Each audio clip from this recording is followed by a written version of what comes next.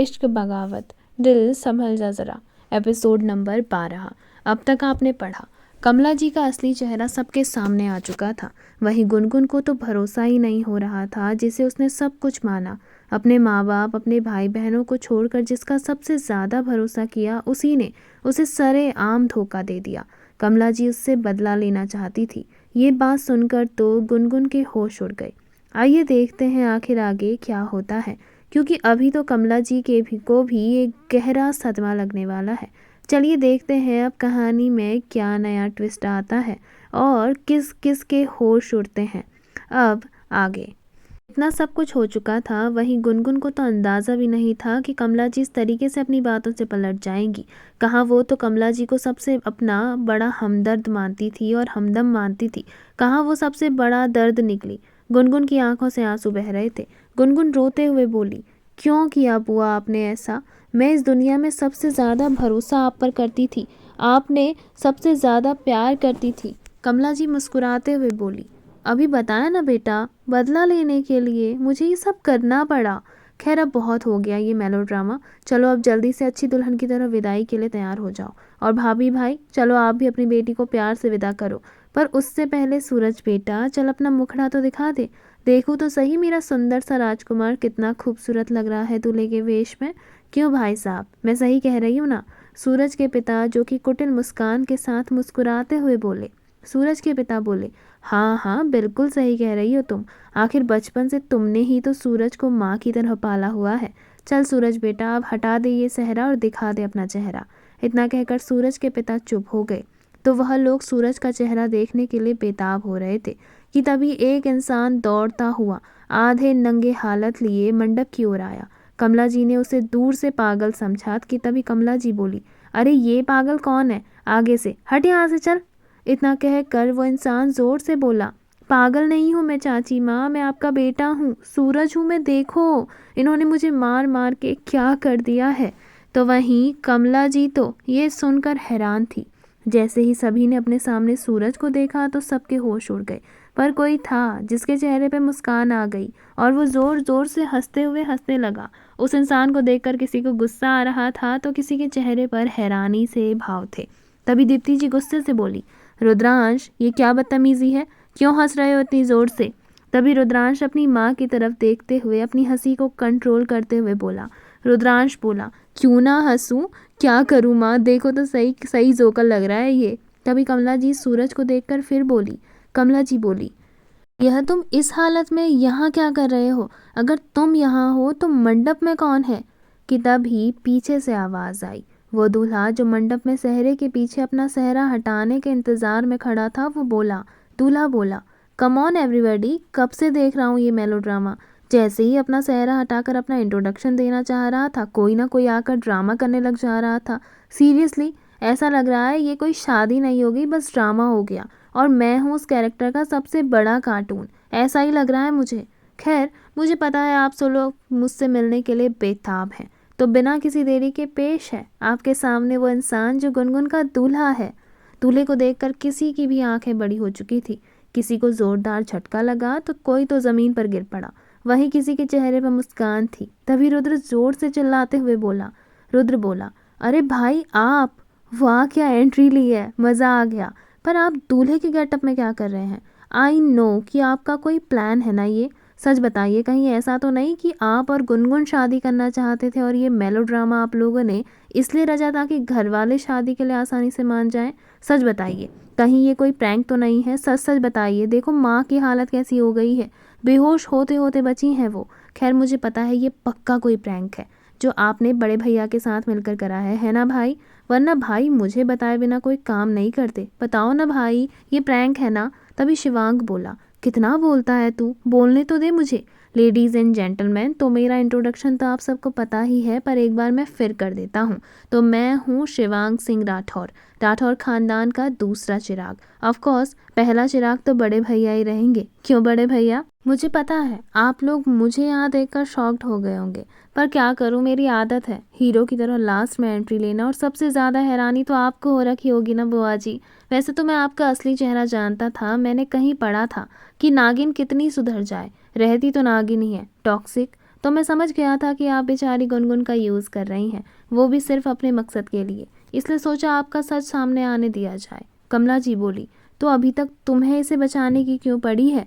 भूल गए इसने तुम्हारे साथ कितना बुरा किया है? कमला जी की बातें शिवांग को गुस्सा दिला रही थी। वो जितना मामला शांत करने की कोशिश कर रहा था, कमला जी और ज़्यादा उसे गुस्सा दिला रही थी। तभी शिवांग बोला, मेरे इसके कितने भी गिले शिकवे क्यों ना हो, अब भाभी की बहन है, ऐसे ही किसी को गड्ढे में थोड़ी ना डाल सकता हूँ। इतना प्यार जो करता हूँ मैं अपनी प्यारी बीवी और अपनी जान से, तो बस बचा लिया मैंने अपनी जान को आपसे। तो अब जो आपके सामने है वो आपके भतीजे की बहू है। पर कहानी में ट्विस्ट आ गया है, भतीजे का नाम चेंज हो गया है शादी में। सूरज की जगह मैं हूँ, शिवांग सिंह राठौर, और ये मेरी धर्मपत्नी है गुनगुन शिवांग सिंह राठौर। मुझे लगा नहीं था कि मेरी शादी करने से एक पंथ दो काज हो जाएंगे। आपका मेलोड्रामा खत्म हो जाएगा, आपका असली चेहरा सबके सामने आ जाएगा। गुनगुन को आपकी सच्चाई दिख गई, और सबसे बड़ी बात, आप अपने मकसद में कामयाब नहीं हो पाई। दूसरा काम जो सबसे ज़्यादा अच्छा हुआ वो ये है कि अथर्व भाई और भाभी का रिश्ता खत्म नहीं हुआ। खैर गुनगुन, बची तुम, तो मैं जानता हूँ तुम्हारे लिए तो सबसे ज़्यादा शॉकिंग होगा, क्योंकि जिस इंसान पर तुमने सबसे ज़्यादा भरोसा किया, जिस इंसान की कहानी और बातों में आकर तुमने अपनी फैमिली को धोखा दे दिया, वो इंसान तो तुम्हारा भी सगा नहीं निकला। सो सैड, पर क्या करें, मेरा दिल बहुत अच्छा है, इसलिए मैं तुम्हें खतरे में नहीं डाल सका।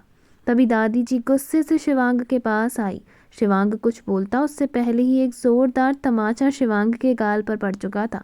वही रुद्र जो कि मज़े ले रहा था, वह अचानक से दादी जी के थप्पड़ पड़ने से डर के मारे रुद्रांशी के पीछे हो गया कि कहीं अब उसके गालों में लाल ना हो जाए, क्योंकि सबसे ज़्यादा फालतू बातें तो वही कर रहा था। शिवांग कुछ बोल पाता उससे पहले ही दादी जी गुस्से से बोली। दादी जी बोली, आपकी हिम्मत कैसे हुई ये सब करने की शिवांग? क्या यही संस्कार दिए हैं हमने आपको? तभी शिवांग अपनी दादी की तरफ देखकर बोला। शिवांग बोला, और क्या करता मैं दादी, छोड़ देता गुनगुन को ऐसे वैसी मगरमच्छों के बीच? जैसी भी है, पर है तो भाभी की बहन ना, और वैसे भी इसमें गुनगुन का कोई कसूर नहीं है, सारा कसूर तो इनका है। इतना कहकर शिवांग ने कमला जी की तरफ को इशारा किया और गुस्से से उन्हें घूरने लगा। कमला बेचारी तो कुछ कहने की स्थिति में ही नहीं थी। वो कुछ कहती उससे पहले ही सूरज गुस्से से बोल उठा। सूरज सिंह राठौर बोला, ऐसा नहीं हो सकता, ऐसा बिल्कुल भी नहीं हो सकता। मैंने रुद्रांशी से शादी करने की सोची थी, पर वो नहीं हो पाया। गुनगुन से शादी करने का सोचा, और चाची आपने तो मुझसे वादा किया था कि आप गुनगुन से मेरी शादी करवाएंगी। अब मैं ये बर्दाश्त नहीं करूँगा। गुनगुन, ये गठबंधन खोलो, बैठो मेरे साथ मंडप पर। इतना कहकर सूरज उस हालत में गुनगुन के पास आया ही था कि तभी गुनगुन डर के एक कदम पीछे होकर शिवांग का हाथ पकड़ने लगी। इस बात का अंदाज़ा गुनगुन को भी नहीं था। वहीं शिवांग जो कि अचानक गुनगुन के यूं हाथ पकड़ने से मुस्कुरा रहा था, शिवांग ने सूरज को गुनगुन के पास आने से रोका और गुस्से से उसकी ओर घूरते हुए बोला।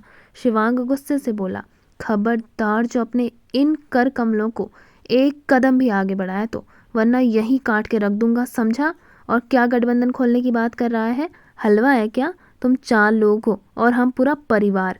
तुम चारों को भी अगर 2-2 3-3 लोग, 2 लोगों ने एक साथ मारा ना, यहीं दफन हो जाओगे, किसी को पता भी नहीं चलेगा कि कहाँ गए। इसलिए थोड़ा समय देखकर तो बात कर, चल हट यहाँ से। इतना कहकर शिवांग ने गुस्से से सूरज की ओर देखकर उसे दूसरी ओर धकेल दिया, मानो वो उसके लिए एग्जिस्ट ही नहीं करता हो। वहीं अपनी इतनी इंसल्ट होने के बाद सूरज की आंखों में गुस्से के मारे खून खौल उठा था। उसने गुस्से से पूरे राठौर परिवार की ओर देखकर कहा। सूरज गुस्से से बोला, तुम सबने ये ठीक नहीं किया, और तूने तो शिवांग सिंह राठौर बिल्कुल भी ठीक नहीं किया। अब मैं तुझे बताऊंगा कि सूरज सिंह राठौर क्या कर सकता है। अब मैं तुम्हें ओपन धमकी देता हूँ, हुकुम सा की गद्दी तो मेरी होगी, जो करना है कर ले। और तुम गुनगुन, सोचा था ये सब शादी के बाद तुम्हारे सामने आता तो तुम सब कुछ एक्सेप्ट कर लेती, पर अब नहीं। अब तुम देखो मैं राठौर खानदान का कैसे सर्वनाश करता हूँ। सूरज ने इतना कहा ही था कि तभी एक जोरदार मुक्का बेचारे के गाल पर पड़ पड़ा। वह मुक्का रुद्र ने मारा था, जो कि गुस्से से सूरज को ही घूर रहा था। सूरज को बचाने के लिए उसके पिता आगे आए थे कि तभी रुद्र का हाथ उन पर भी उठने को हो गया, लेकिन बीच में ही दादाजी ने रुद्र को ये सब करने से रोक दिया। सूरज को पीटने पर जब उसके पिता उसे बचाने के लिए आ ही रहे थे कि रुद्र का हाथ उन पर उठता, उससे पहले ही दादाजी ने आकर रुद्र का हाथ रोक दिया। दादाजी ने रुद्र को इशारे से मना करते हुए अपना हाथ नीचे रखने के लिए कहा तो रुद्र गुस्से से ही अपने हाथों को झटकते हुए नीचे रख कर सूरज और उसके पिता की ओर देखकर गुस्से से बोला। रुद्र गुस्से से बोला, बड़े हो इसलिए जाने दे रहा हूँ, और यहाँ पर तो दादाजी की वजह से बच गए हो तुम, नहीं तो आज तुम सब के सब यहाँ से 2 पीस में ही घर जाते। समझ रहे हो ना? अब इससे पहले मेरा दिमाग खनक जाए और मैं तुम सब की चटनी बना दूँ। इज्जत से निकल लो यहाँ से। ये हमारा फैमिली मैटर है और तुम बिना फैमिली के भी इन्वॉल्व होने वाली ज़बरदस्ती की फैमिली मेम्बर्स हमसे दूर रहो, क्योंकि गुनगुन अब मेरी भाभी बन चुकी है। इसलिए मेरे परिवार की ओर आंख उठाकर भी देखा ना तो तुझे और तेरे पूरे परिवार को कहाँ पहुँचाऊँगा पता भी नहीं चलेगा, समझा? इतना कहकर रुद्र ने उसको वहाँ से जाने के लिए कह दिया। हालांकि कमला जी ज़्यादा सिक्योरिटी के साथ अपने परिवार वालों को लेकर नहीं आई थी, इसलिए उन लोगों ने वहाँ से जाने में ही अपनी भलाई समझी। लेकिन इस समय उनकी आंखों में गुस्सा और खून दोनों ही उतर रहा था, मानो वो इतनी आसानी से हार मानने वालों में से तो बिल्कुल भी ना हो। तभी सौम्या जी बोली, बस बहुत हुआ, मैं नहीं मानती इस शादी को, खोलो ये गठबंधन। और गुनगुन तुम तो अथर्व से शादी करने के लिए डेस्परेट थी ना, तो अब मेरे बेटे की ज़िंदगी ख़राब क्यों की है तुमने? तभी गुनगुन सौम्या जी की तरफ देखकर बोली, हाँ मैं भी नहीं मानती इस शादी को। तभी शिवांग बोला, ऐसे कैसे नहीं मानती इस शादी को? भूल गई तुमने मुझसे कितने कस्में वादे किए थे? मैं बताता हूँ आप सबको सच्चाई, आपको तो पता भी नहीं। दरअसल गुनगुन मुझसे प्यार करती थी और मैं गुनगुन से, लेकिन एक गलतफहमी की वजह से गुनगुन को लगा कि जिस इंसान से वो प्यार करती है और जो इंसान उससे प्यार करता है वो अथर्व भाई हैं, और इसलिए जब गुनगुन ने यह बात अपनी बुआ कमला जी को बताई तो उन्होंने इसका फ़ायदा उठाया और उसे अपनी बातों में इस तरीके से लपेटा कि गुनगुन अपनी सोचने की समझने की क्षमता खो चुकी थी। उसे यही लग रहा था कि जो कमला जी कह रही है वो सच है, जबकि असलियत से तो ये कोसों दूर थी। तभी सौम्या जी बोली, कहना क्या चाहते हो तुम शिवांग? और तुमने तो कभी नहीं बताया कि तुम्हें कोई लड़की पसंद है। शिवांग बोला, ओह कम ऑन माँ, मैंने तो बस ये बात किसी को नहीं बताई, फिर भी मैं अभी आप सबको क्लियर कर देता हूँ, मुझे गुनगुन पसंद है। मैं गुनगुन से बहुत प्यार करता हूँ, वो भी बचपन से। बस कुछ गलतफहमी थी हम दोनों के बीच, मुझे लगा था गुनगुन को समझा दूंगा और सच बता दूंगा, पर उससे पहले ही ये सब कुछ हो गया। और गुनगुन से शादी मैंने इसलिए की है क्योंकि मैं नहीं चाहता था कि गुनगुन के कोई भी मिसअंडरस्टैंडिंग हो और साथ ही में किसी की लाइफ ख़राब हो। ये बात मैं घर पर ही करने वाला था, लेकिन ना वहाँ माहौल ऐसा था, ना ही गुनगुन मेरी बात समझती, क्योंकि उसकी आंखों में अपनी प्यारी बुआ के प्यार की पट्टी जो बनी थी। आई होप कि अब तुम्हारी आंखों से वो पट्टी हट गई होगी, तो क्यों ना घर चले। शिवांग ने ये सारी बातें एक सांस में कह डाली, जिसे सुनकर घर वाले हैरान थे। हमेशा गंभीर और चुपचाप रहने वाला शिवांग आज गुनगुन के स्टैंड ले रहा था। ये बात सबको हैरान करने वाली थी। वहीं अथर्व को तो कुछ समझ में ही नहीं आ रहा था कि कहाँ गुनगुन उससे कुछ और ही बातें कही थी और कहाँ इस समय शिवांग कुछ और ही कह रहा है। पर ये ना बात करने का सही समय था और ना ही सही माहौल, इसलिए अथर्व ने चुप रहने में भलाई समझी। वहीं दादी जी के समझाने के बाद रागिनी जी और सौम्या जी इस शादी के लिए मान गए। उनके इस शादी को मानते ही बाकी घर वाले भी शादी के लिए मान गए, लेकिन किसी को भी इस बात की उम्मीद नहीं थी कि ऐसा कुछ होगा। सभी लोग खुश थे, लेकिन थोड़ा दुखी भी, क्योंकि ये शादी इस तरीके से होगी किसी ने एक्सेप्ट नहीं किया था। खैर अब कर भी क्या सकते थे। इन सब में सबसे बड़ा सदमा तो गुनगुन को लगा। गुनगुन जो कि बिल्कुल चुपचाप खड़ी थी, वो किसी भी प्रकार से बोलने की स्थिति में नहीं थी। किसी को कुछ समझ नहीं आ रहा था कि आखिर क्या हो रहा है, लेकिन सब खुश होने की कोशिश कर रहे थे, क्योंकि ये बात तो सच थी कि गुनगुन की शादी शिवांग के साथ हो चुकी थी। वहीं अभय जी और दीप्ति जी गुनगुन को मंदिर से ही विदा करके वहां से चले गए। रुद्रांश, दीप्ति जी और अभय जी ने गुनगुन को राठौर मैंशन के लिए विदा कर दिया था। मंदिर से विदा होकर गुनगुन शिवांग के साथ राठौर मैंशन के लिए जा चुकी थी। सौम्या जी और रागिनी जी आगे निकल चुके थे, वहीं रुद्रांशी भी उन्हीं के साथ थी। वह लोग पहले पहुंचे और उन्होंने जल्दी जल्दी में सारी तैयारी की। गुनगुन दुल्हन के रूप में घर पहुंची। उससे पहले ही गृह प्रवेश की सारी तैयारियां हो चुकी थी। दादी जी ने गुनगुन की आरती उतारने के लिए कहा तो सौम्या जी ने गुनगुन की आरती उतारी। उसके बाद गुनगुन को चावल से भरा कलश गिराकर अंदर आने के लिए कहा। गुनगुन ने ठीक वैसा ही किया। उसके बाद उन दोनों को ही मंदिर में लेकर गए, जहाँ गुनगुन ने और शिवांग ने मंदिर में दिया जलाया, पूजा अर्चना की और उसके बाद सभी लोग अपने अपने कमरे की ओर चले गए। ये दिन सभी के लिए काफ़ी थका हुआ रहा था। किसी ने सुबह से कुछ नहीं खाया था, शाम होते ही लेकिन किसी ने भी गले से एक निवाला नहीं छोड़ा था। वहीं पानी की बूंद तक किसी के गले से नहीं उतर रही थी। सब लोग यही समझ रहे थे कि अब आगे क्या किया जाए। चाहे कुछ भी हो जाए, शादी तो हुई है, वो भी पूरे रीति रिवाज से। और अब शादी को मानना भी बनता है, क्योंकि शिवांग शादी अपनी मर्जी से कर चुका है और गुनगुन ने भी शादी में अभी तक कोई आपत्ति नहीं जताई। तो क्या पता गुनगुन भी ये शादी के लिए हामी भर चुकी हो। वहीं किसी को गुनगुन से अब कोई गिला शिकवा नहीं था, क्योंकि अथर्व के मन में अभी भी कई सवाल उमड़ रहे थे जिसके बारे में उसने रुद्रांशी को तक नहीं बताया था। वही रुद्रांशी भी अब शिवांग के मूवमेंट से हैरान थी। उसे बिल्कुल अंदाज़ा नहीं था कि शिवांग ऐसा कुछ करेगा। खैर, सब लोग अपने अपने कमरे में चले गए। रात हुई तो सभी लोग डाइनिंग हॉल पर बैठे हुए थे, पर एक चुप्पी अभी भी सभी के दरमियान थी। तभी रुद्र उस चुप्पी को तोड़ते हुए बोला। रुद्र बोला, माँ, भाई की शादी तो हो गई और हमने अभी तक कोई भी रिसेप्शन पार्टी के बारे में नहीं सोचा। अब तो शादी हो गई है ना, तो अब चुप चुप रहने का क्या फ़ायदा। वैसे भी पार्टी का टाइम है, हमें तो पार्टी करनी चाहिए। क्यों आरोही, सही कह रहा हूँ ना मैं? आरोही बोली, हाँ भाई, बिल्कुल सही कह रहे हो आप, पर मैं एक बात मिस कर रही हूँ, मैं शादी नहीं देख पाई। तभी रुद्र बोला, तुझे ही नहीं आना था, हम सब ने तो कहा था कि चल मंदिर, तू ही नहीं आई। तभी आरोही बोली, भाई मैं अपना काम कर रही थी और वैसे भी मुझे पता था ये शादी नहीं होगी, क्योंकि सच्चाई की हमेशा विजय होती है और सच किसी भी परिस्थिति में क्यों ना हो सामने आ ही जाता है। तभी रुद्र बोला, अब आगे का प्लान क्या सोचा है? दादू आप बताओ, रिसेप्शन पार्टी का क्या करें? तभी दादाजी ने चुप्पी तोड़ते हुए सभी की तरफ देखकर कहा।